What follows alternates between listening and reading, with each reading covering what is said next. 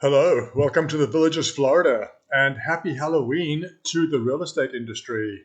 Because on Halloween, October 31st of this year, 2023, a jury in Missouri, Kansas City, Missouri, returned a verdict that has upended the real estate industry, and we're really still trying to work out what it's going to mean. Here in the Villages, Florida, I've done a little research, but before we do that, let's take a look at what the jury found. Let's see what this might mean. The jury trial that was just decided was a class action lawsuit in Missouri where sellers allege that because they are being forced to pay the buyer's agent, that they are being disadvantaged, that commissions are higher than they should be, and that there is really no legal justification for them having to pay a buyer's agent. I will make this point. I am a realtor. I pay dues to the National Association of Realtors, and these are my personal opinions. These are not the official opinions of any realtor organization. These are just my personal thoughts and observations, and you can make of them what you will. But essentially, what happened in this case was that the jury found that the practice was anti competitive and may have violated antitrust rules, and they awarded damages of almost $1.8 billion.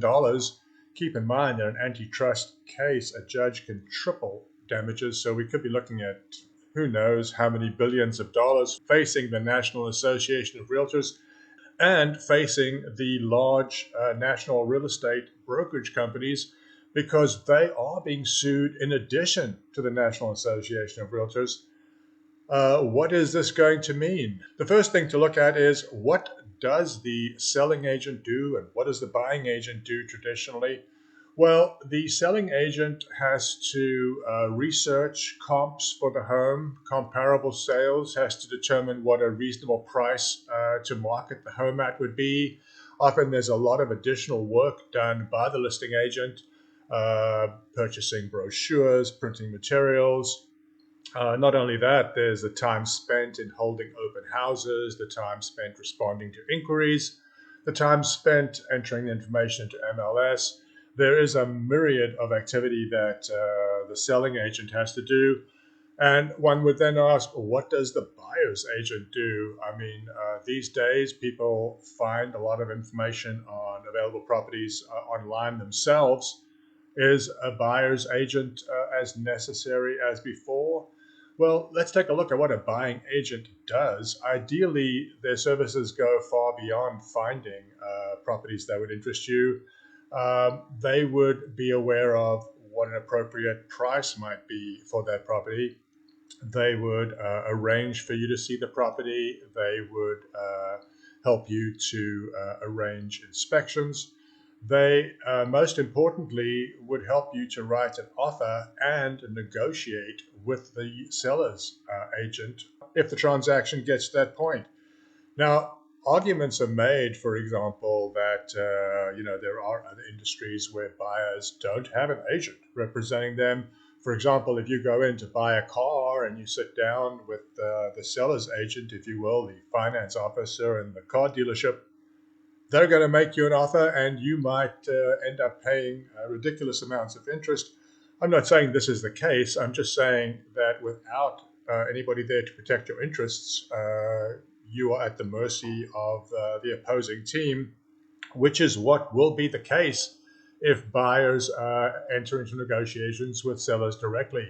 I'm not saying that buyers are unable to achieve the same results necessarily as they would if they had a realtor representing them.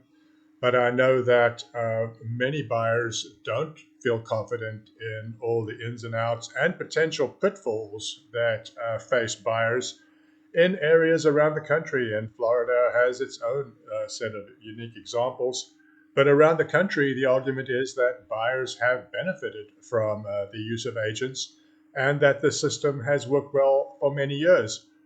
Now, if you start looking at the argument and saying, well, let's just have buyers pay their agent and sellers pay their own agents, that might be an answer, but there are problems with that. For example, veterans on VA loans are not able to pay a buyer.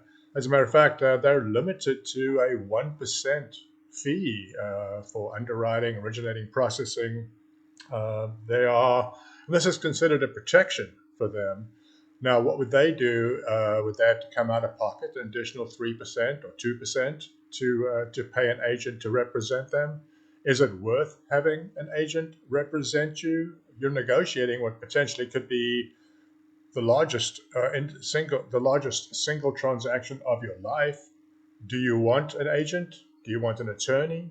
An attorney might be very conversant with all the legal terms. Would they be as conversant with local market conditions? That's for you to decide. There's certainly disruption from this ruling.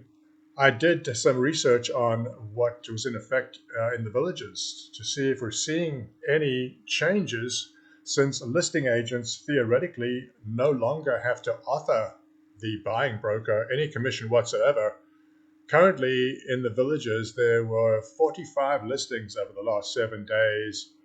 Three of those listings are paying 2% to the selling broker and 2% to the buying broker. 34 are paying 2.5% to both selling broker and buying broker, and 4 are paying 3% to the selling broker and the buying broker. So we haven't seen any effects in the villages yet. Will we? I don't know. It seems as if things are changing, but in the villages so far, we haven't seen them. Please consider subscribing to this channel to be kept up to date on all the most recent happening in the real estate world. Take care.